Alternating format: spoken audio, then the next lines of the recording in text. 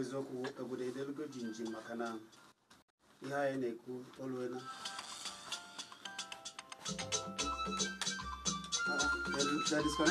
Ugwuele egbu ego kwa chinchim maka ihe anyị ga-akpa n'ụbọchị nke taa. Ọ ga-adị kpọkpọ ya bụ gwa ha n'ebe niile a na-anụ anyị n'ala Igbo nakwa na mba ọzọ, maka na a na-anụkwa anyị na mba ọzọ site na www.solidfm.com. ụwa niile na-anụ anyị kpọmkwem. wee na-asị gị nke echi ya zelu. Abụ m Chizzy Ani maka na nke taa pụrụ iche. Ị ga-ahapụ ya n'akara 9.9. ihe anyị ga-akpa o metụtara gị, metụta onye ukwu, metụta onye nta. Omenala Igbo amaka o, ma ka anyị baa na mmụọ anyị pụta anyị na-aga n'ihu. Abụ m Chizzy Ani, ana m abịa.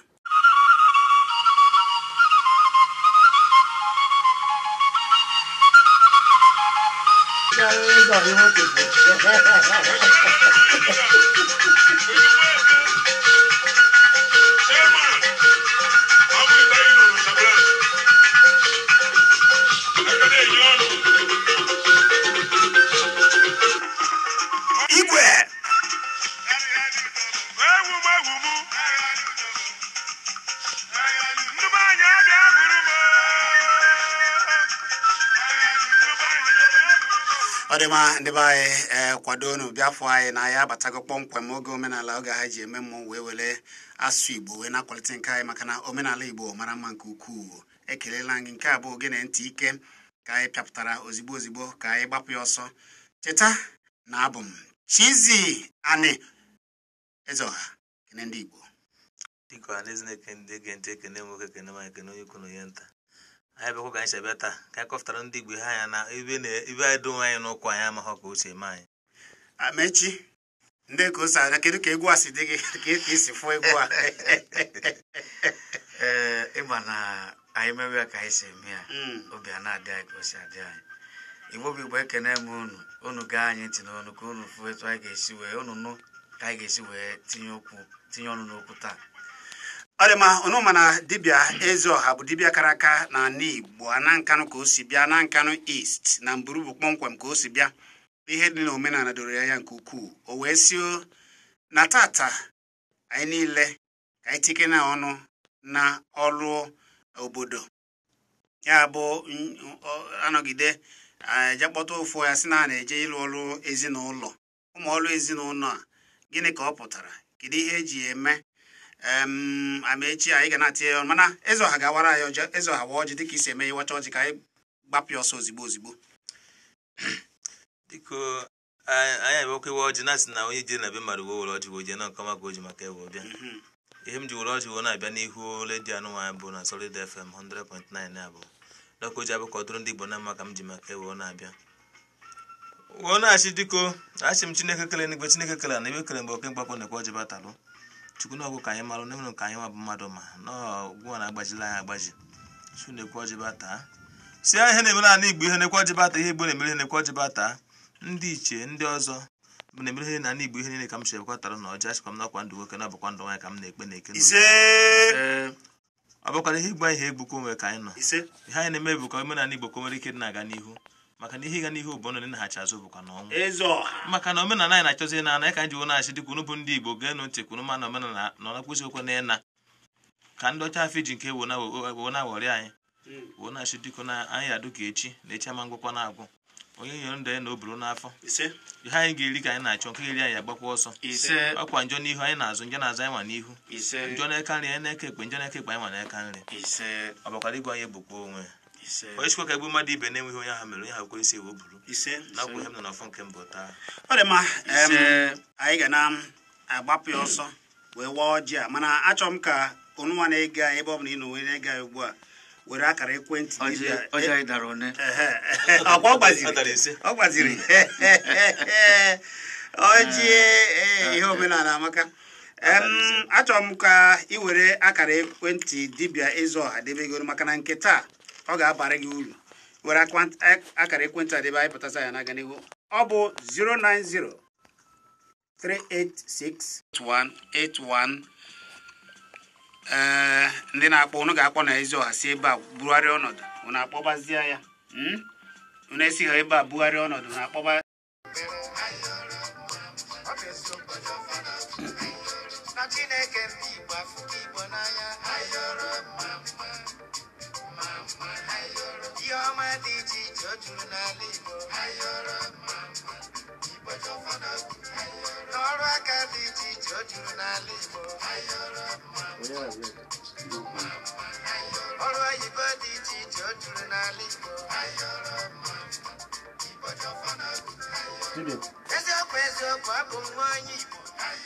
n'eziokwu abụ m nwa onye Igbo ihe anyị na-eme karịrị akarị ọ dị mma ekelela gị Eriko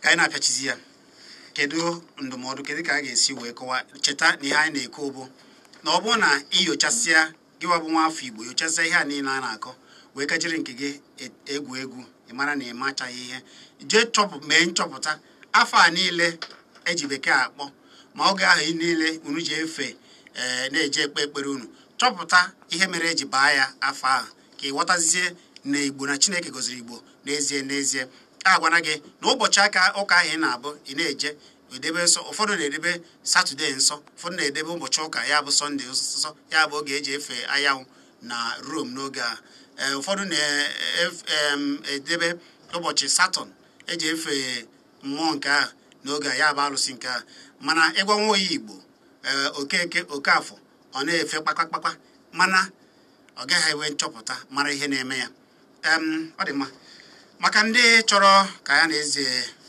ọha ya bụ dibịa eze ọha kparịa gbọọ na dibịa eze ọha na 09038676718 09038676718 maọbụ 08181895359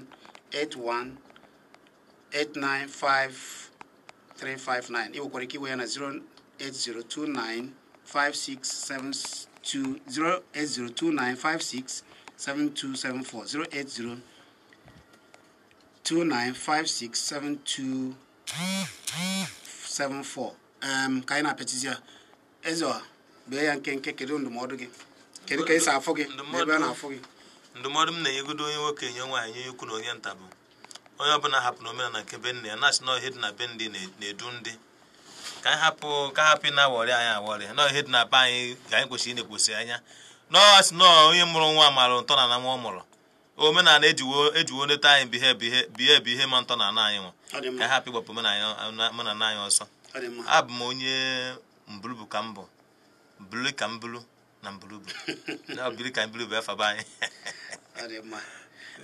Amechi kedu ndụmọdụ gị na nkenke maka na enwere ndị ọzọ chọrọ ndụmọdụ m bụ na ka anyị ghara ịkpọzi ihe anyị nwere mkpọkọrọ ka ndị agbata obi ghara iji ya wee na-ekpo ahịhịa ọ dị mma maka iwu ezi ọha ka a na-akpatọpụ ya ewere ka o si gbagwoju oge ya ma ọ bụ na-ewere ihe ị chọrọ ịchọpụta gbasara ka o si eme gị kpọọ ezi ọha na 09038667641 09038676718 ma 08181895359 08181895359 ma 08029567274 ya bụ 08029567274 biko nwa mmụọ emegide na nwa mmadụ ma nwa mmadụ emegide na nwa mmụọ ọ ga-adịrịrị ndị niile gịla anyị ma ndị okwu ha batara na nke ha na-abata biko ewute n'unu ụbọchị nta anyị ga-achụ na Owerri Eyi ekelela gị Tobel ka ị na ha hazi wee na-ebugharị ịchọ ikiri ihe niile a jee na Kpakpando TV na YouTube jee kiribe ya maọbụ ije ebe anyị sọbskraịbụ ka ị na-afụ ya ịchọ ịfụ omenala n'ụzọ pụrụ iche jee na Kpakpando TV na YouTube iwekwara ike iwe Kpakpando na Facebook na ebe niile eji ezikọrịta ozi. Abụ m Chizzy Ani ịgwa gị nke bụ eziokwu. Igbo amaka, Chineke gọziri ndị Igbo ka ọ dị no.